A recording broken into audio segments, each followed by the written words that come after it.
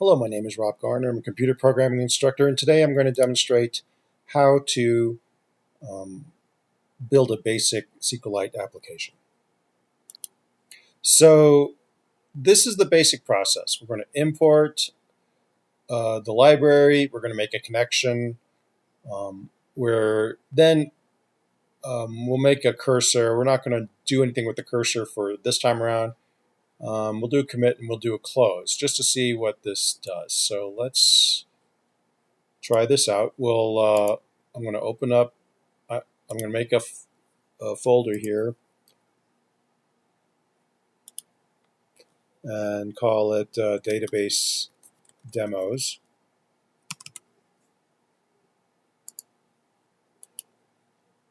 and open it up with Visual Studio Code.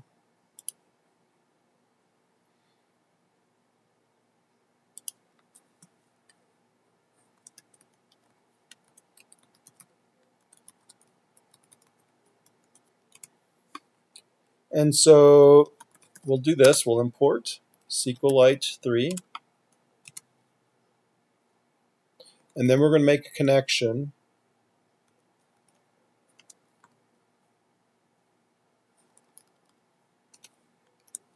And we can see that they want a string for the database, so we'll call it demodb.db. .db is a SQLite extension, and that's all we need to provide to create the database. And then for now, we're not doing anything else. We're going to just connection.close, and I'm going to run that.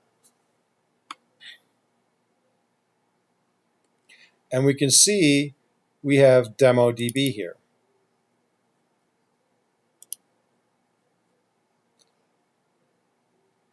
And if I were to reveal this in File Explorer,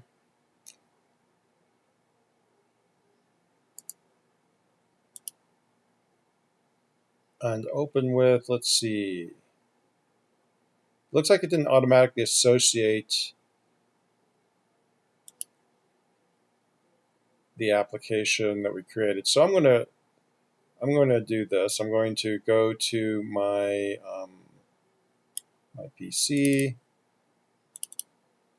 and I'm going to go to my program files and see if I can find DB browser for SQLite. We just installed that, and I'm going to click on this as how I want to open that file, and I'm going to say always so that .db files are associated with this.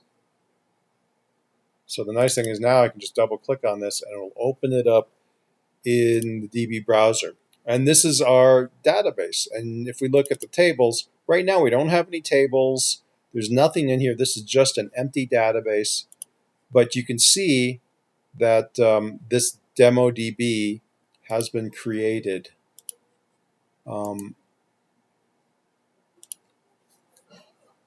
with this application. Now, if I were to run this again, it wouldn't make another one. It sees that it's there, and so it's there. Now, right now, we're not going to use these things, but typically after that, we would make a cursor, which is equal to connection.cursor. And then in here,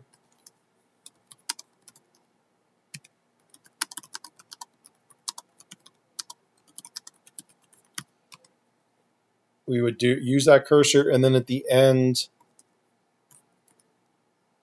cursor.commit. So this makes sure, and this basically makes sure that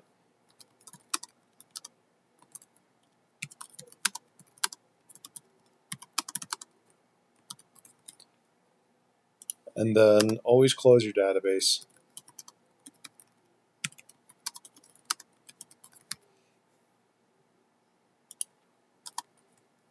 And this is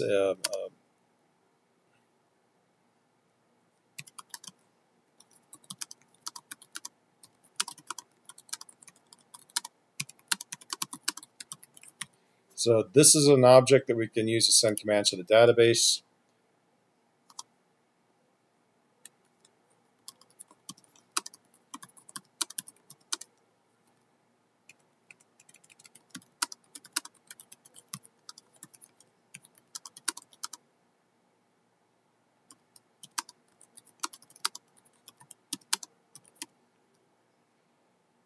And so that's basically, those are the main steps that we need.